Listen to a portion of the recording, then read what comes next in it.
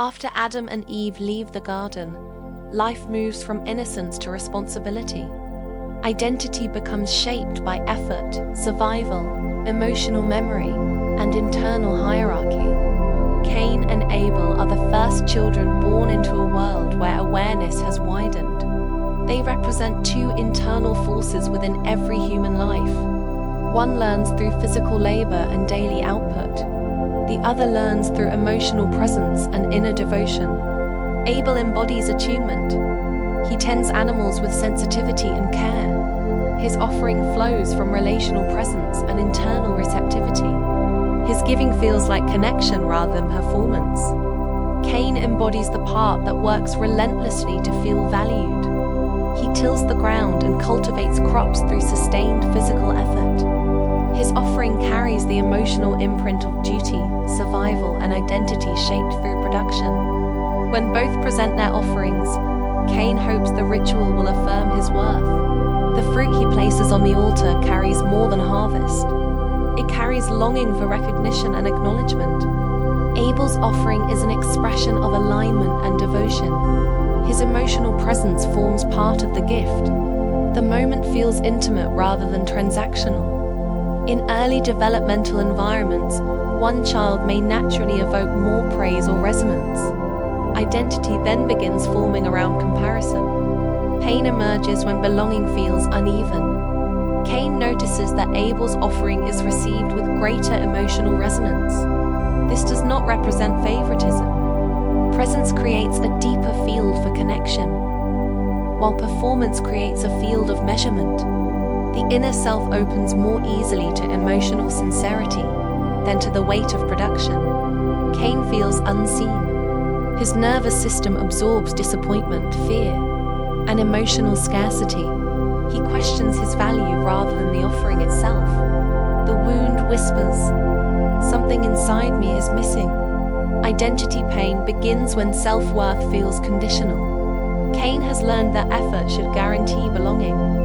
When belonging feels withheld, the nervous system collapses into frustration and relational displacement. Psychologically, anger does not arise from evil intention. It comes from unmet needs, emotional exclusion, and the fear that worth will always be measured against someone else. Abel does not create this pain. He simply represents an inner pattern based on presence rather than output. Two children raised in the same environment can still internalize different emotional narratives about identity and safety. Cain invites Abel into the field. The moment reflects a common psychological response. When internal tension feels unmanageable, the nervous system attempts to externalize the discomfort. Instead of processing the wound, the psyche tries to remove the mirror that reveals it. Cain's act represents collapse, not victory. The child within him feels emotionally alone and without guidance. His nervous system has not yet learned that connection is expansive and generous.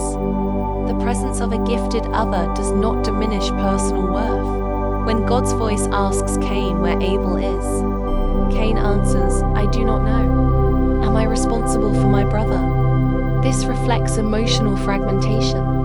Trauma separates awareness from responsibility when the pain feels larger than the self can metabolize.